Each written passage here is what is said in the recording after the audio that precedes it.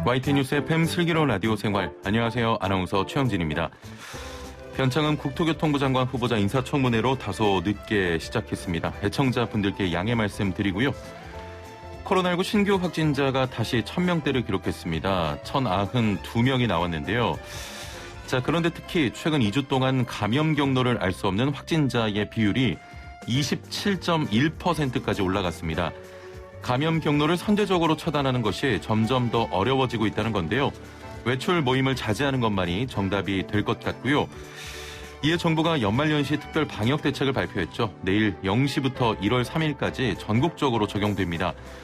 전국 식당에서 5인 이상의 모임이 전면 금지되고 스키장, 스케이트장, 정동진, 호미곶, 남산 등 관광 명소가 폐쇄됩니다.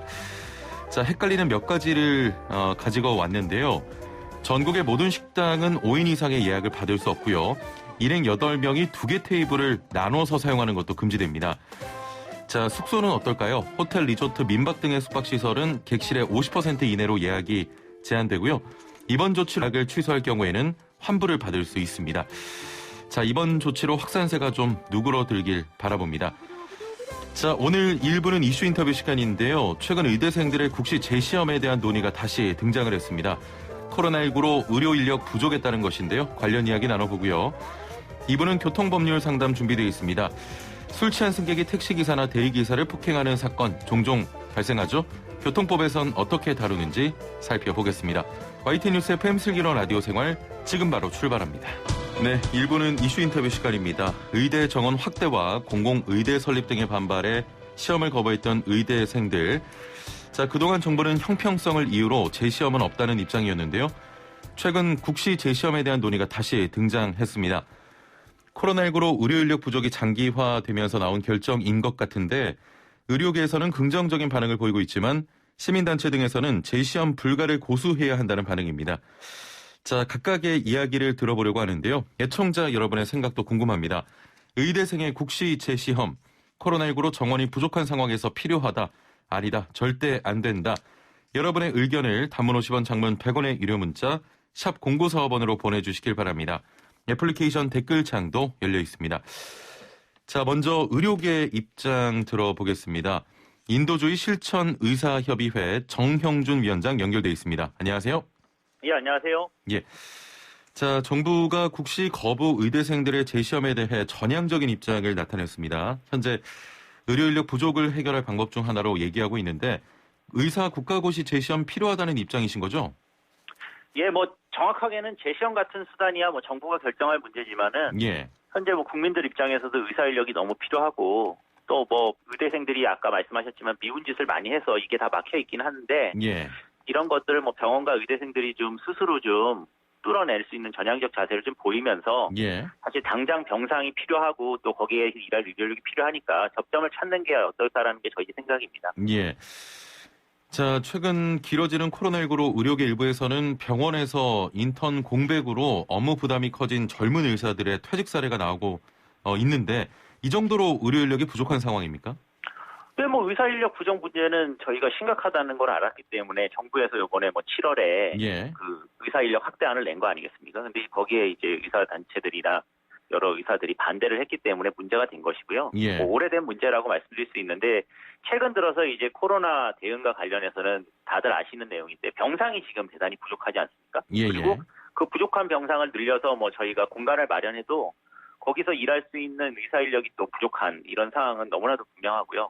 추가로 또 중환자 진료를 하는 데선 더 중요한 부분이 이제 숙련 간호 인력인데 간호사 예. 인력도 매우 부족하다 이렇게 말씀드리고 싶습니다. 그렇군요.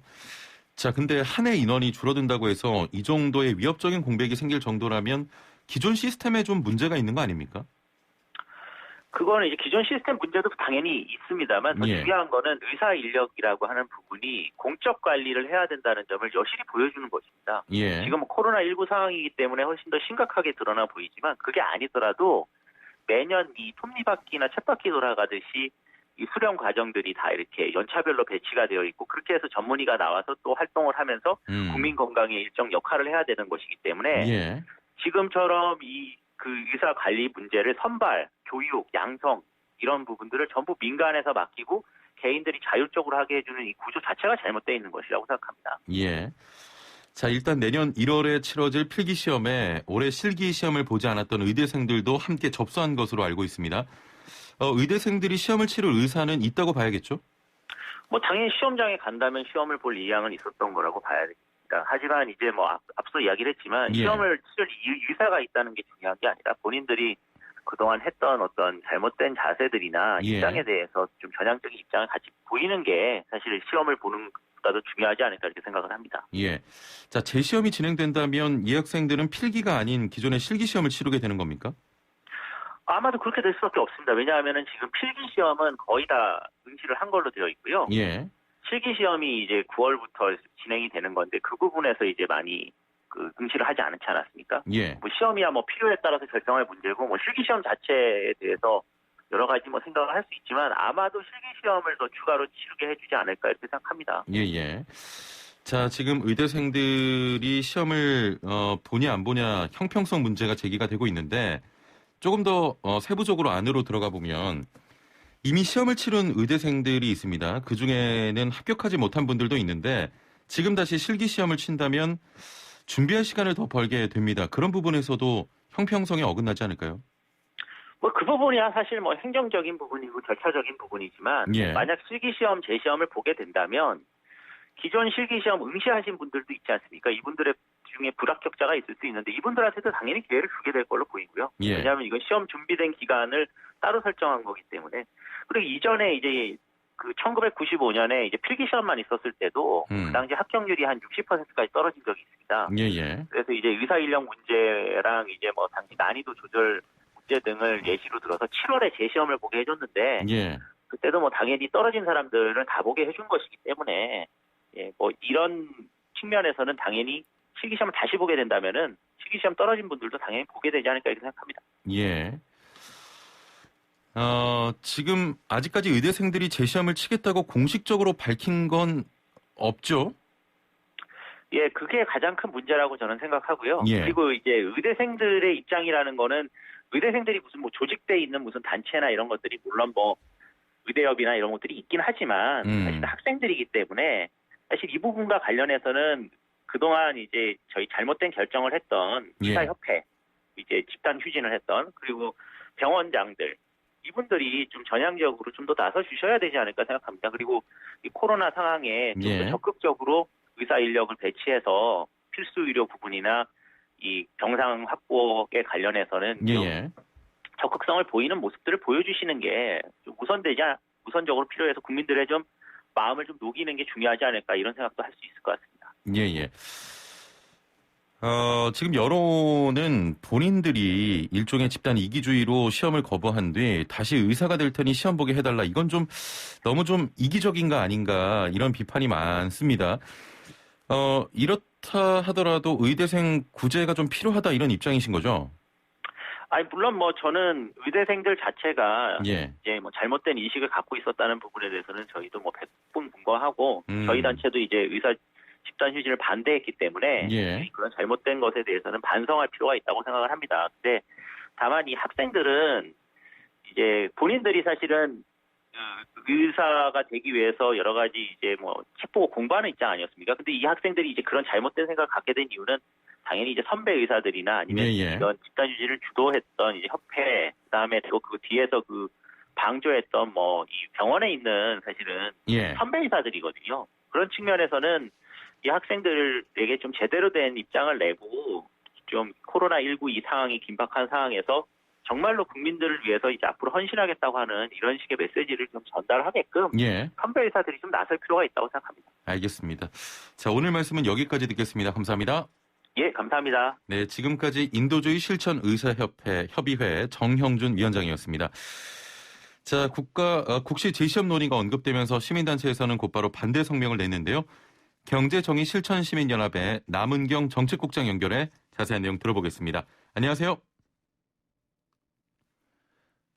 네. 아직 전화 연결이 좀 안 되어 있는 상황입니다. 자, 의대생 국시 재시험 논의와 관련해서 여러 가지 의견들이 좀 들어오고 있는데요. 4383번님 찬성이라고 하셨고, 7258번님 절대 안 됩니다. 말도 안 되죠. 형평성에 어긋나는 일입니다. 라고 하셨고요.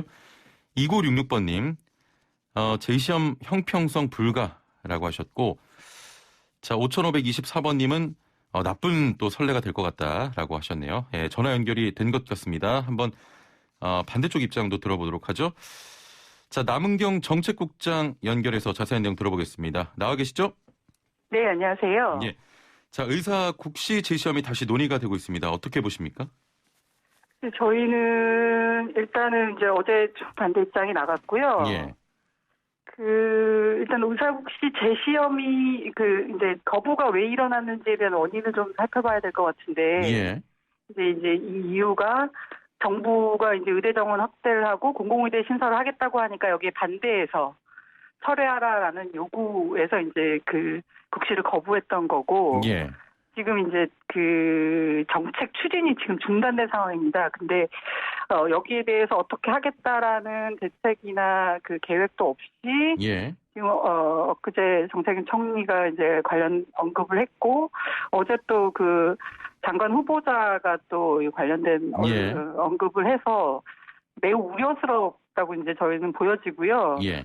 이게 근본적인 정책을 어떻게 하는지에 대한 논의 없이 또 땜질식으로 가는 것이 아닌가에 대한 이제 좀 저희가 우려가 있습니다. 예. 자, 국가 고시 그것도 응시를 거부한 대상에 대해서 재시험 기회를 주는 건 좀 흔치 않은 일이잖아요. 뭐 국시는 관련 법과 기준에 따라서 추진이 되는 이제 국가 시험이고 예. 저희는 이제 이 재시험 자체가 이제 법과 원칙에 어긋난 일이라고 보고 있습니다. 그래서 많은 이제 시민들이 공분하고 있는 이유라고 생각되고, 그가 이제 의사들이 여러 특권이나 특혜들을 누려왔는데 이런 것들을 다시 한번 이제 좀 재확인시켜주는 것이 아닌가 해서 이제 국민들이 많이 좀 박탈감을 느끼시는 것 같습니다. 예. 자, 의료계에서는 이전부터 재응시 기획에 대해 요구해왔지만 정작 시험을 치를 당사자들은 의견을 내지 않고 있습니다. 자, 시험 응시에 대해 입장을 냈지만 두 차례 응시 일정도 변경한 상황에서였고요. 의료계와 정부의 싸움에 학생들이 좀 피해를 보고 있다 이런 시각도 있는데 이 부분은 어떻게 보십니까? 저희도 이제 지금 의대생들을 비판하는 것이 아닙니다. 이제 의대생들은 이제 정부 정책에 대해서 문제의식을 가지고 스스로 이제 시험 거부를 이제 본인들이 선택을 한 거고, 예. 또 그 선택에 대해서 책임을 진다고 보면 됩니다. 그런데 이제 지금 국시 재시험이 논의되는 것은, 그리고 또 그러한 요구가 있는 것은 의료계입니다. 그래서 예. 병원에 종사하고 있는 소위 이제 의사 전문가들 중심으로 해서 이번에 의사들을 배출하지 않으면 마치 의료계가 마비될 것처럼, 의료 공백 때문에 매우 어려울 것처럼 이제 얘기들을 하고 있는데, 의료 공백은 10년 전부터 있었습니다. 국민들이 이미 다 그것을 견디면서 지내왔던 것이고, 예. 이제는 더 이상 견딜 수 없다, 정책으로 이제 이것을 풀어야 된다라고 요구했는데 이제 그걸 반대하면서 이런 사태가 온 것입니다. 또 최근 코로나 상황을 얘기하고 있지만 코로나 상황에서도 지금 위중증 환자들을 어떻게 할 것이냐의 문제이기 때문에 지금 이 국시를 허용한다고 해서 이들이 나와서 이제 코로나 환자를 치료할 수 있는 상황도 아니기 때문에 이제 이게 핑계 불가하다고 생각하는 거고요. 예. 그래서 이제 의료계가 의료 공백 운운하는 거 이거 되게 후한무치한 행동 아닌가, 진료 거부도 불쌍해놓고 네, 이제 그런 생각입니다. 알겠습니다. 자, 애플리케이션으로 지화님께서는 의사 긴급사태인 건 알지만 사과 한마디 없이 집단시험 거부했는데 정부에서 재시험을 한다는 건 이치에 맞지 않습니다. 그럼 모든 국가시험에도 혜택을 줘야 하는 게 아닌가요? 라는 입장을 또 보내셨습니다. 자, 재응시 논의가 나온 배경으로 의료인력 부족 문제가 얘기가 되고 있는데 의료인력이 하루아침에 또 늘어날 수는 있는 상황도 아니지 않습니까? 이런 부분을 생각해보면 다시 한번 논의가 필요하지 않을까요? 네, 맞습니다. 지금 이제 의료계 의사 수 부족 문제는 10년 전부터 있어 왔습니다. 그래서 계속 꾸준히 정원을 늘려야 되고, 확대해야 된다는 논의가 있었는데, 의사협회에서는 늘, 이거 금방 늘어나는 거 아니다. 10년 후에 의사 확충된다 이러면서 미뤄왔고, 반대해왔고, 그래서 지금 오늘의 이 결과가 있는 것입니다. 그래서 그때 만약 우리가 실기하지 않고 들렸다면, 그리고 또 저희는 메르스 때 또 한 번의 기회가 있었지만 또 정부가 이걸 제대로 하지 않고 실기를 했습니다. 이제 이번에 이제 코로나 사태에서 이것이 또 다시 실기한다면 앞으로는 이제 저희는 요원할 것이라는 생각이 들고요. 예. 지금 당장의 상황, 이 상황만 모면하면 된다는 식의 논리라면 과거에 이런 문제들을 계속 반복할 수밖에 없기 때문에 저희는 이제 당장의 문제들은 이제 긴급하게 민간이나 이런 것들을 통해서 동원해서 해결할 수 있는 방법을 모색하고 지금은 이제 장기적으로 어떻게 가야 될지에 대한 방식을 제대로 세워야 된다는 거죠. 예. 122번님께서는 절대 기회를 줘서는 안 됩니다. 앞으로 또 이런 일이 계속 나올 겁니다라고 하셨는데 지금 실제로 여론은 일단은 좋지는 않은 것 같습니다. 자, 마지막 질문인데요. 의료계에서는 올해 미응시 인원으로 인한 공백이 한두 해 메워질 수 있는 구조가 아니라고 합니다. 조금 전에 또 말씀을 해 주셨고요. 이런 상황이 계속되면 최근 병상 부족 현상 등 공공의료의 필요성이 더 강조되고 있는 상황에서 앞으로 공공의료 정책 등의 더 어려운 상황이 만들어지는 건 아닐지 우려되기도 하는데, 자, 어떻게 보십니까? 네, 우려가 있는 것은 이제 분명합니다. 그런데 오히려 저희는 이제 기회라고 볼 수 있는 게, 새롭게 지금 이제 민간 의료 시장에서 이제 의대생들을 키워내고 또 민간으로 갈지 공공으로 갈지를 정하는 이런 시스템이라면, 이제 새롭게 아예 의대생 지원부터 공공의료에 종사할 의사들을 뽑고 그들을 교육시켜서 또 공공병원에서 종사할 수 있도록 복무할 수 있도록 하자라는 그런 제도들이 지금 논의가 되고 있습니다. 따라서 그런 제도들이 도입되면 4, 5년 또 길게는 10년 내에 또 공공의료에 충분하게 종사할 수 있는 저희가 인력들을 배출할 수 있기 때문에 이제라도 그 논의를 당장 시작해야 된다고 생각이 듭니다. 그래서 오히려 저희는 더 좋은 기회다 이렇게 보고 있습니다. 알겠습니다. 자, 오늘 말씀 여기까지 듣겠습니다. 감사합니다. 네, 감사합니다. 네, 지금까지 경제정의실천시민연합의 남은경 정책국장이었습니다. 네, 1부는 여기서 마치고요. 2부는 교통법률 상담 준비되어 있습니다. 자, 57분 날씨와 교통정보 듣고 2부로 돌아오겠습니다. 네, 앞서 1부에서 의대생 의사 국가시험 구제에 대한 찬반 의견 들어봤는데요. 애청자분들의 의견도 분분한 것 같습니다. 8910번님, 국가적 의사 공무원 양성하는 게 좋겠습니다라고 하셨고, 4393번님은 최초 논의 단계에서 소통에 실패한 정부의 과오도 크다 이런 말씀 주셨는데, 정부의 재시험 응시 기회 부여, 그렇다고 또 2,000명이 넘는 의대생들 마냥 모른 척하는 건 어찌 됐든 국가적인 낭비 같고요. 이럴 때 정부가 여론도 의료계도 충족할 수 있는 절충을 좀 해줬으면 좋겠다 이런 생각을 해봅니다. 자, 2부는 생활백서, 오늘 서울시 소식 준비했는데요. 앞으로 공동주택, 즉 아파트에서는 투명한 페트병을 플라스틱과 구분해서 따로 분리배출해야 한다고 합니다. 어떻게 바뀌는지 자세한 내용 서울시 자원순환과 정미선 과장 연결돼 있습니다. 안녕하세요. 네, 안녕하세요. 예. 자, 투명 페트병을 앞으로는 따로 분리해야 한다고요. 어떻게 바뀌는 겁니까? 네, 지금까지는 아파트에서 분리배출을 할 때 플라스틱은 모두 하나의 수거함에 담았는데요. 올해 12월 25일부터는 음료나 생수 같은 그 투명한 페트병은 다른 플라스틱과 구분해서 전용 수거함에 배출해야 합니다. 자, 여러 재활용품 중에 굳이 투명 페트병을 따로 분리배출하도록 정해진 이유가 뭘까요? 네. 이제 깨끗하게 모아진 투명 페트병은 의류나 가방 같은 걸 만들 수 있는 원사로 고품질 재활용이 가능합니다. 우리나라에서도 투명 페트병을 많이 배출하지만 그동안에는 다른 플라스틱과 함께 혼합 배출을 하다 보니까 서로 오염되고 따로 투명 페트병만 골라내야 되는 어려움이 있었는데요. 또한 그 재활용 업체들은 섬유 같은 고품질 재활용을 위해서 해외에서 연간 2만 톤 이상의 페트병을 수입해 왔습니다. 그래서 이 수입량을 최소화하고 국내 발생량으로 대처하기 위해서 투명 페트병을 따로 모으게 되었습니다.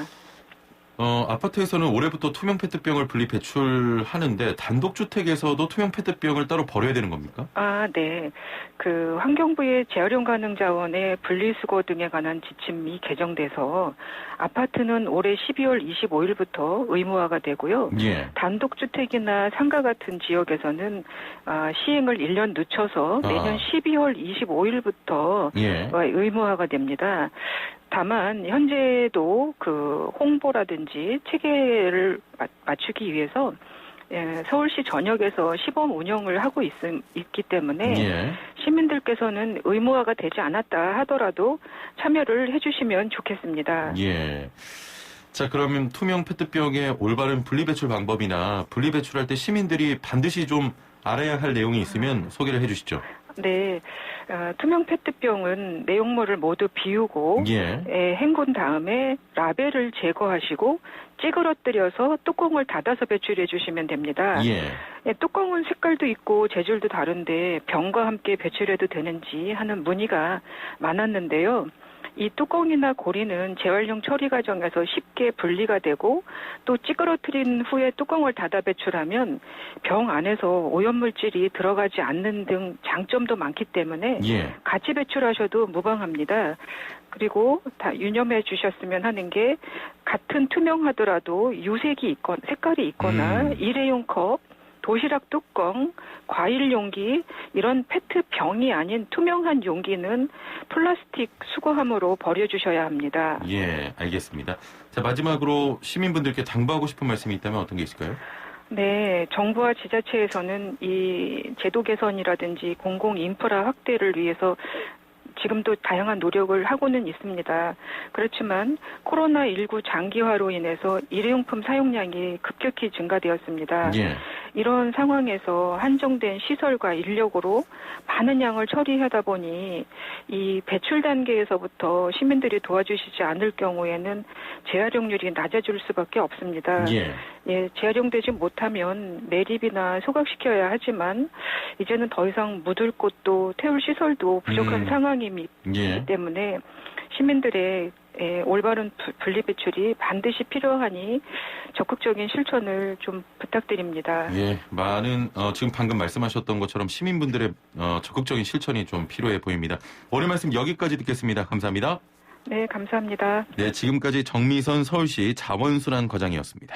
네, 매주 수요일 2부는 도로 위 사건 사고들 당황하지 않고 해결해 줄 수 있도록 도와드리는 교통법 상담 준비되어 있습니다. 자, 술 취한 승객이 택시기사나 대리기사를 폭행하는 사건, 잊을만 하면 한 번씩 등장하는 사건인데요. 여기에 최근에는 코로나19로 대중교통에서의 마스크 착용이 의무화되면서 마스크 착용을 요구하는 버스기사를 폭행하는 사건도 연이어 발생하고 있습니다. 자칫 큰 사고로 이어질 수 있는 상황인데요. 운전기사에 대한 폭행사고, 교통법에서는 어떻게 다루고 있는지 자세히 살펴보겠습니다. 오늘의 주제 이외에도 방송 들으시면서 교통사고, 교통법에 대해 궁금한 점 있는 분들 단문 50원, 장문 100원의 유료 문자 샵 0945번으로 보내주시길 바랍니다. 교통사고 났는데 어떻게 처리해야 되나요? 과실 비율은 몇 대 몇인가요? 뭐든 좋습니다. 이 시간 문자 상담 많이 들어오기 때문에 지금부터 서둘러 보내주시고요. 저희가 바로 해결해 드리겠습니다. 자, YTN 라디오 유튜브와 애플리케이션 댓글창도 열려 있는데요. 참여하시는 분들께는 저희가 책 선물도 준비를 해놓았습니다. 다산북스에서 배우 정혜리의 에세이 채우지 않아도 삶에 스며드는 축복을 보내드립니다. 자, 그럼 함께 말씀 나눌 분 모셔보죠. 정경일 교통사고 전문 변호사 함께하겠습니다. 안녕하세요. 네, 안녕하세요. 예. 좀 무거운 이야기입니다만 최근 이용구 법무부 차관과 관련해 택시기사 폭행 사건도 있었는데 경찰 조사에서 택시기사가 처벌 의사가 없음을 밝히면서 일단은 사건이 내사 종결됐죠. 네. 예. 이게 달리는 차 안에서 일어나는 운전자에 대한 폭행 사건 올해뿐만이 아니고 상당히 자주 좀 발생하는 것 같은데 어떻습니까? 네, 이제 통계를 본다면 먼저 경찰청 통계 자료 2011년도에는 3,614건이었습니다. 예. 그러던 것이 가장 최근인 2019년도 2,587건인데요. 예. 계속적으로 줄어온 것은 맞아요. 하지만 그래도 2,500여 건의 운행 중 운전자에 대해서 폭행, 상해, 협박이 이루어지고 있습니다. 예. 대부분 지난번에 이야기 드린 음주운전의 연장선에서 일어나는 것이 대부분이었어요. 예. 저 이영구 법무부 차관 사건을 보면서 이런 유사한 사건들이 좀 종종 있었는데 네. 이게 달리는 차냐, 네. 다 운행이 되고 멈춘 상태냐, 네. 그거에 따른 차이가 있는 겁니까? 네, 있습니다. 보통 법조문에는 운행 중 운전자에 대해서 폭행, 협박, 상해에 대해서 가중처벌하도록 되어 있고 예. 또 운행 중 의무에 대해서 뭐 택시나 버스의 경우에는 신호 대기 중이거나 아니면 승하차를 위한 일시 정차도 포함한다라고 명시적으로 되어 있습니다. 예. 따라서 보통 운행 중인 경우뿐만 아니라 대기 중인 경우도 원칙적으로는 특가법 적용 대상이 된다고 보셔야 돼요. 예. 그러면 다 운행을 마치고 도착해서 발생한 사건은 특가법 적용이 아니라 일반 형사법으로 처리가 되는 겁니다. 네, 이제 그게 좀 애매합니다. 이제 예. 아까 말한 것처럼 신호 대기 중이거나 승하차를 위해서 일시 정차한 경우 이때까지는 운행 중에 포함되는데 예. 이제 목적지에 도착했다. 그러고 난 뒤에 뭐 자는 사람을 깨운다.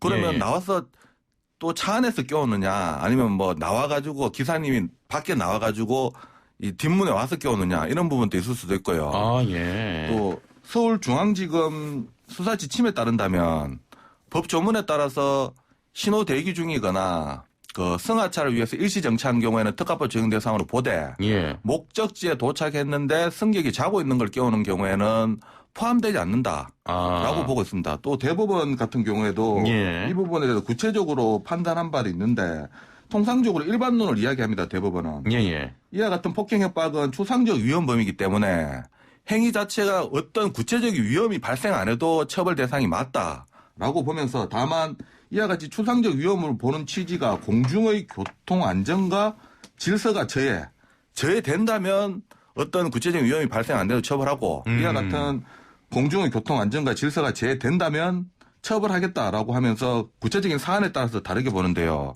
보통 목적지에 도착한 경우 판례에 따른다면 깨우는 경우 처벌한 경우도 있고 예. 처벌 안 한 경우도 있기도 있습니다. 아, 그렇군요. 네. 예. 논란은 충분히 있습니다. 이거. 도로 위에서 운전만 해도 사실 크고 작은 사고가 일어나는 일이 다반사인데 네. 운전자 폭행하는 일 거의 뭐 자살행위에 가까운 거 아닙니까? 네, 맞습니다. 다른 어떤 범죄 행위와 다른 부분이 이 가해자가 본인이 어떤 가해로만 끝나는 것이 아니라 예. 본인도 다칠 수 있거든요. 그렇죠. 달리는 차 안에서 이와 같은 행위를 하면 직접적인 피해자인 운전자뿐만 아니라 가해자 더 나아갔어요. 교통사고가 발생할 수밖에 없기 때문에 상대 차량 운전자 그리고 뭐 그렇습니다. 승객 또 직접 범행이 일어난 곳의 승객 더 넓게 본다면 보행자의 생명과 안전까지 침해하는 범죄입니다. 이런 부분 때문에 특가법에서는 가중처벌하도록 규정하고 있습니다. 만약 이렇게 도로 위에서 운전자를 폭행해서 사고라도 나면 그 사고의 책임까지 폭행 사건을 일으킨 가해자가 져야 되는 거 아닙니까? 네, 맞습니다. 아나운서님 이야기하신 것처럼 예. 가해자가 폭행을 가하는 바람에 운전자가 운전을 제대로 못해 사고 났다. 예. 불가항력적이거든요. 그렇죠. 운전자 책임 못 묻고 예. 그러면 교통사고 단독사고 났다면 그건 당연히 가해자가 전적으로 책임져야 되는 것이고 또 다른 차량하고 부딪혔다. 예. 그렇다면 이제 다른 차량 운전자가 피하는 것이 불가능했다라고 한다면 다른 차량 손해와 피해, 인명피해에 대해서도 전적으로 민사손해배상 책임이 있고요. 이제 형사적으로 본다면 방금 말한 운행 중 운전자에 대한 폭행에 대해서 가중처벌을 받습니다. 예. 가해자는. 뿐만 아니라 교통사고 발생되면 보통 과실치사상죄인데 이와 같은 폭행 협박으로 사람이 다치거나 사망한 경우는 예. 특가법 적용 여전히 대상이 됩니다. 따라서 다친 부분, 형사적인 부분에 대해서는 특가법상 운행 중 운전자에 대한 폭행에 대해서 가중처벌까지도 받아야 됩니다. 예. 이게 좀 미련한 질문 같기도 한데 예. 갑자기 그런 생각이 들어요. 일단 운전자를 폭행해서 불가항력적인 상황 때문에 사고가 일어나는 경우도 있을 테고 네. 폭행을 당한 그 기사분이 네. 감정을 주체하지 못해서 운전을 네. 하다가 네. 그렇게 일어날 수도 있을 것 같거든요. 네. 이런 경우도 그래도 이제 과실 비율을 좀 따져야 되는 부분이 있죠. 예. 어떻게 보면 둘이 결국은 맞고 가만히 있으면 일방적인 폭행이기 때문에 말한 것처럼 가해자가 전적인 책임을 져야 되는데 예. 맞고 가만히 있는 게 아니라 같이 감정을 못 이기고 하면 그거는 상방 폭행이 되고 싸움이 됩니다. 아니 그 이제 맞고 흥분을 한 거예요, 이 기사님이. 네. 그래서 운전을 막 했어요. 그러다 사고가 나면 네. 그거는 이제 조금 애매한데요. 예, 예. 이제 기사분의 가해가 되겠죠. 네, 그게? 그거는 어느 정도의 과실이 잡힌다고 봐야겠죠. 예, 예. 맞았다고 자기 분을 참아야 되지 그걸 못 참고 운전한다라고 한다면 그러니까 때린 사람의 과실보다도 운전자의 과실이 훨씬 많을 것으로 보입니다. 그렇죠. 예, 예. 알겠습니다. 달리는 자동차 내에서 운전자 폭행했을 때 실형까지 선고가 되는 겁니까? 네. 먼저 법정형을 본다면요. 운행 중 운전자에 대해서 폭행한 경우는 5년 이하의 징역 또는 2천만 원의 벌금형이 처하도록 하고 있고 예. 상해의 경우에는 3년 이상 징역형입니다. 벌금형 없이. 예, 예. 그리고 사망의 경우에는 5년 이상 징역형이고 협박의 경우에도 5년 이하의 징역 또는 2천만 원의 벌금형입니다. 보통 상해라는 것이 많이 다친 경우만 의미하는 것이 아니라 전치 2주 진단서만 제출되어도 상해에 해당되거든요. 예, 예. 보통 좀 심하게 피멍 들었다라고 하면 전치 2주 상해에 해당됩니다. 예. 그렇다면 벌금형이 없는 3년 이상의 징역형입니다.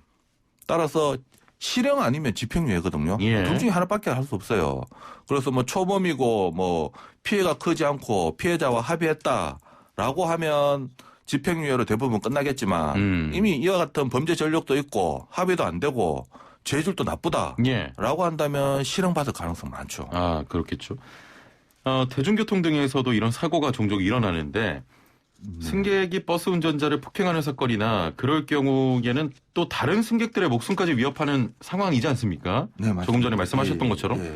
그러면 더욱더 강력한 처벌이 필요할 것 같은데 어떻게 규정이 되고 있나요? 네, 법 조문에는 뭐 자동차이든 버스든 뭐 승용차든 택시든 구별하지 않고 차별하지 않고 폭행이면 폭행에 따라서 5년 이하의 징역 또는 2천만 원의 벌금 그리고 예. 뭐 상해는 3년 이상의 징역형으로 법에는 법정형은 그렇게 정해져 있습니다. 예. 하지만 실제 선고할 때 법원에서 판사님이 선고할 때는 죄질까지도 따지기 때문에 또 피해 위험의 정도까지 따지기 때문에 뭐 버스와 같이 대형 차량이고 승객이 많이 타고 있었다라고 한다면 양형에서 상당히 불리하게 고려될 것으로 보이고 예. 아니면 그냥 단순한 승용차 뭐 친구끼리 타고 가다가 뭐 사업이 발생했다라고 한다면 법정형은 똑같지만 양형에 있어서는 어느 정도 유리하게 평가될 것으로 보입니다. 예. 운전자에 대한 폭행뿐만 아니라 위협을 가하는 경우도 있잖아요. 운전을 네. 방해하는 행위에 대해서도 같은 네. 처벌이 좀 적용이 됩니까? 네, 방금 이야기 제가 드린 것처럼 예, 예. 폭행만 있는 게 아니라 상해도 있고 협박도 있고 사망도 있습니다. 예, 예. 그래서 방금 아나운서님 이야기하신 것처럼 위협을 가한다. 그러면 협박에 해당되거든요. 예. 협박에 해당된다면 특가법상 5년 이하의 징역 또는 2천만 원의 벌금형에 해당되고요. 운전을 방해하는 행위 일종의 유형력의 행사에 해당되거든요. 예. 폭행죄에 해당됩니다. 뭐 어떤 다쳤다거나 아니면 뭐 멱살 잡았다라든가 이런 걸 떠나가지고 운전을 방해한다. 유형력을 행사해서 운전자에게 폭행을 가한 것으로 봐서 예. 마찬가지로 폭행죄로 가중처벌을 받을 수 있습니다. 예. 자, 이거 하나만 더 여쭤볼게요. 네. 최근에 마스크 미착용과 관련된 시비로 버스기사 폭행하는 사건이 자주 발생하는데 네. 지난 5월부터 대중교통에서 마스크 착용이 의무화된 이후에 관련 내용으로 입건된 인원만 430명 정도라고 합니다. 승차 거부를 하는 버스를 택시로 따라잡아서 기사를 폭행한 사건도 있었는데 만약 이렇게 마스크 미착용으로 폭행 사건을 일으켰을 땐 네. 기존의 기사 폭행에 마스크 미착용까지 더해서 처벌받게 되는 겁니까? 네, 법조문만 본다면 사실 이미 폭행 협박 뭐 상해에 대해서는 특가법상 폭행 협박 상해에 해당될 뿐이고 예. 또 마스크 미착용에 대해서는 감염병 예방 및 관리에 관한 법률에 따라 과태료 10만 원에 처해질 뿐입니다. 하지만 지금 현재 처벌받는 것을 본다면 마스크가 시비가 돼가지고 예. 뭐 운전자를 폭행한다든가 또 승차 거부하는 차량을 파손한다든가 아니면 지하철에서 문제 삼는 다른 사람을 뭐 스리퍼로 직접 폭행을 가하는 경우도 있었습니다. 예. 이와 같은 건에 대해서 3건 다 구속되었습니다. 아, 이와 같이 뭐 예. 법정형 자체는 별 차이 없겠지만 지금 마스크 때문에 시비가 되는 것에 대해서 법원이나 수사기관에서는 상당히 엄격한 잣대를 들이대고 있습니다. 예, 예. 그래서 마스크 안 쓰면 벌금 10만 원이지 뭐 내면 되지 뭐 라고 생각할 수 있겠지만 이게 범죄와까지 연결된다면 구속까지도 생각하셔야 됩니다. 예, 예. 절대 안 되겠습니다. 이런 행위는.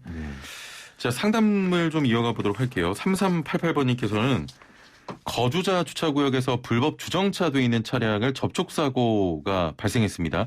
과실 비율이 100%인가요? 불법 주정차 차량이 없었으면 발생하지 않았을 사고라서 속상합니다 하셨네요. 아, 네. 이제 불법 주정 차량. 이것 때문에 사고가 났다면 불법 예. 주정 차량에게도 일부 과실을 물을 수 있겠지만 일반론은 그렇습니다. 봐야 돼요. 이게 예. 낮에 뻔히 불법 주정차든 적법 주정차든 돼 있는 차량을 부딪혔다라고 한다면 이게 불법이든 적법이든 때문에 발생된 사고가 아니라 예. 운전자의 중대한 전방 주시 태만으로 발생된 사고, 운전 미숙으로 발생된 사고거든요. 예. 그런데 그런 것이 아니라 이와 같이 불법 주정차 때문에 난 사고다라는 것이 나타난다면 보통 밤에 예. 잘 보이지 않는 곳에 불법 주차해서 사고가 발생됐다면 불법 주차한 차량에게도 20% 정도 과실을 물을 수 있어요. 그래서 이 건 같은 20%요? 경우, 이 건 같은 경우에 주간인지 야간인지 뭐 주차된 차량이 잘 보이는지 안 보이는지 운전자의 중대한 운전 미숙이 개입됐는지 이런 부분 또 감안해야 될 것 같습니다. 일단은 불법 주정 차량에 대해서 과실 물을 여지는 있으니까 한번 따져보시길 바랍니다. 알겠습니다. 불법 주정 차량 때문에 사고가 났는데도 이렇게 거의 100%를 질 수도 있는 거군요. 100% 20%요. 그러니까 이제 불법 주정차 때문에 사고 나도 그 부딪힌 차량이 전적인 책임을 져야 됩니다. 예. 그렇습니다. 예. 5374번님, 고속도로에서 과속 주행 시 제도가 바뀐 법 다시 알려주시면 감사하겠습니다라고 하셨거든요. 네. 이제 이 부분에 대해서 초과속 운전이라고 해서 기존에는 과속한 것에 대해서 범칙금 대상일 뿐이었습니다. 예. 범칙금만 뭐 적게는 몇만 원, 많게는 10몇만 원 정도 냈었는데 예. 뭐 사고 나면 12대 중과실 행정대 형사처벌 받지만 사고 안 나면 범칙금은 끝났습니다. 이러던 것이 12월 10일부터는 초과속 운전이라고 해서 60km로 초과하게 되면 이 부분에 대해서 징역형까지 선고할 수 있도록 법이 바뀌었습니다. 사고 안 나도 운전을 제한 속도를 초과했다. 60km를 초과했다. 100km를 초과했다라고 하면 징역형까지 선고받을 수 있도록 개정됐습니다. 그러니까 본인들이 운전하실 때는 제한 속도 얼마라는 것은 요즘에 안전표지로 잘 나타나 있고 내비게이션에서도 귀에 못 박히도록 잔소리 하니까 띵띵띵 거리고요. 그 소리 듣고 하시면 됩니다. 예, 알겠습니다. 9955번님. 급하게 궁금합니다. 시각장애인 콜택시 기사인데 승객이 2, 30초 단위로 계속 가는 내내 여기 어디냐고 질문을 해서 운전에 엄청 방해됩니다. 이것도 운전방해에 해당되나요? 라고 하셨나요? 이걸 운전방해라고 해야 돼. 근데 어떻게 보면 사정이 있어가지고 잘 몰라서 물어보는 거. 예. 그걸 운전방해라기는 그렇고 좀 원만히 해결해야 될 부분으로 보입니다. 법적인 부분보다는 어떻게 보면 이 자꾸 물으시는 분에 대한 어떤 불안감을 해소를 시켜주시던가 라고 해야 되는 거지. 악의적으로 계속 물었다라고 한다면 그래 볼 수 있겠지만 일단 법이 개입하기보다는 서로 해결해야 될 부분으로 보입니다. 그렇죠. 아무래도. 손님도 만약에 어떤 사유가 있거나 궁금해서 여쭤보는 거면. 그렇죠. 예. 6920번님, 대리운전하고 있습니다. 얼마 전 손님을 태우고 가던 중에 취한 손님과 실갱이가 있었는데요. 목적지에 거의 도착할 때쯤 손님이 왜 이 길로 왔냐며 제 팔을 흔들면서 내리라고 소리를 치는 겁니다. 내비게이션을 따라왔는데요. 치지도 않고 거의 곧바로 내려서 그날은 돌아왔는데 이런 경우도 신고할 수가 있나요? 라고 하셨네요. 네. 결국은 술 드신 분들이 이제 택시 기사님에게 이렇게 시비를 걸고 불만을 표현하다 보면 뭐 지금 어떻게 청취자님께서도 그런 기사 운전하시다가 불만에 대해서 문의를 주셨는데 원칙적으로 본다면 운행 중 운전자에 대한 폭행죄에 해당될 수 있습니다. 막 흔드는 거 뭐 멱살뿐만 아니라 내려라. 팔을 흔든다 하더라도 유형력의 행사에 해당되기 때문에 폭행에 해당될 수 있습니다. 때리는 것만 폭행이 아니거든요. 이와 같이 팔 잡고 흔드는 것도 폭행이 될 수 있습니다. 의사에 반해서 했다면. 다치지 않았다는 것은 뭐 상해가 아니라는 것이 폭행에 해당될 수도 있기 때문에 지금 이 부분에 대해서 많이 억울하시다면 명확한 증거가 지금도 남아있다면 운행 중 운전자 폭행죄로 고소할 여지는 있어 보입니다. 예. 애플리케이션으로 KBS로 시작하는 님께서는 제 회사 주차장에 외부 차량이 들어와서 제 차를 막고 있어서 전화를 했더니 통화가 안 돼서 억지로 빼다가 접촉사고를 낸 적이 있습니다. 수리비에 렌트비까지 처리를 한 적이 있는데 억울합니다라고 하셨거든요. 이런 경우 어떻게 처리하는 게 맞나요? 하셨네요. 네. 그 어떻게 보면 불법 주정차고도 연장으로 볼 수도 있는데 결국은 차 빼기가 힘들다면 차 주차 잘못한 사람에게 전화해서 뭐 차 좀 빼줘가지고 하면 되는데 연락이 안 됐다. 결국은 또 본인 사정이 있으니까 안 뺄 수는 없고 빼다가 그렇죠. 사고 낸 부분에 대해서는 결국 그 사고 낸 사람이 주된 책임이 있고요. 다만 이와 같이 차를 이동시키기에 현재 곤란하게 주차했다면 그 차량은 불법 주차이든 아니든 떠나가지고 차량의 교통을 방해했기 때문에 이 부분에 대해서 한 20% 정도 과실이 잡힐 수는 있습니다. 하지만 근데 주정차가 심하게 잘못된 것도 아닌데 본인이 운전 미숙으로 뭐 다른 옆차를 파손시켰다라고 한다면 전적으로 본인이 운전자가 책임을 부담해야 될 것입니다. 예. 알겠습니다. 5148번님, 술에 취해 택시를 탔는데 아무래도 이상한 길로 가는 것 같아서 따져 묻다가 기사님과 다툼이 있었습니다. 서로 큰 목소리로 감정이 격해 말싸움을 하다가 제가 홧김에 간변북로에서 내리겠다고 이야기했습니다. 기사님도 열받아서 딴 말 안 하고 강변북로에 내버려 두고 가버렸습니다. 차들이 쌩쌩 달려와서 만취됐던 술이 확 깼습니다. 겨우 빠져나와 얌전히 다른 택시를 타고 집에 왔는데 아무리 생각해도 택시기사님이 괘씸하네요. 물론 택시기사님도 택시비 받지 않았지만 이렇게 해도 되나요? 라고 하셨네요. 안 되죠. 강변북로에 위협하시게 아무리 술 취하신 분이 나 여기 내리겠다라고 강변북로에서 그냥 내려놓고 가버렸다. 택시 기사님도 많이 좀 열 받으신 것 같아요. 보니까. 내려달라고 하니까 그냥 내려줄 수 있었을 것 같아요. 기사님도 화가 나니까. 네, 그랬던 것 같은데 구체적인 사정을 봐야 되는데 사실 택시 기사님은 승객과 계약 관계입니다. 어디로 가기로 했으면 그 목적지의 승객을 안전하게 이동시켜줘야 할 계약상 의무가 있습니다. 뭐 목적지에 도착하면 택시비를 지불해야 되고요. 그런데 가다가 술 취하신 분이 누가 봐도 인도도 없이 위험한 곳에 내려달라고 했고 이미 또 그 전에 말싸움까지 있고 심한 감정적인 싸움까지도 있었는데 내려줬다는 것은 계약을 위반한 것으로 볼 수 있거든요. 계약을 위반했다라고 한다면 계약상 승객의 안전을 보호해야 될 의무 있는 자가 위험에 빠뜨리게 했기 때문에 유기죄에 해당될 수 있습니다. 유기죄에 형사처벌 받을 수 있는데 지금 일단 방금 이야기한 것처럼 승객이 운행 중 운전자를 폭행하거나 뭐 협박하거나 상해하는 경우에는 운행 중 운전자에 대해서 가중처벌 받을 수 있으니까 본인이 어떤 말다툼에 있어서 이런 거 불리한지 안 한지도 한번 따져보시고 정말 나는 뭐 어떤 협박하거나 그런 거 없다라고 한다면 경찰에 신고하시되 본인 스스로도 문제될 것 같으면 신고하셨다가 둘 다 형사처벌 받으니까 신고하시길 바랍니다. 알겠습니다. 자, 오늘 말씀 여기까지 듣겠습니다. 감사합니다. 네, 감사합니다. 네, 지금까지 정경일 교통사고 전문 변호사와 함께했습니다. 네, 이틀째 초미세먼지가 기승을 부리고 있습니다. 호흡기 관리 잘하시고요. 내일 뵙죠. 최영진이었습니다. 고맙습니다.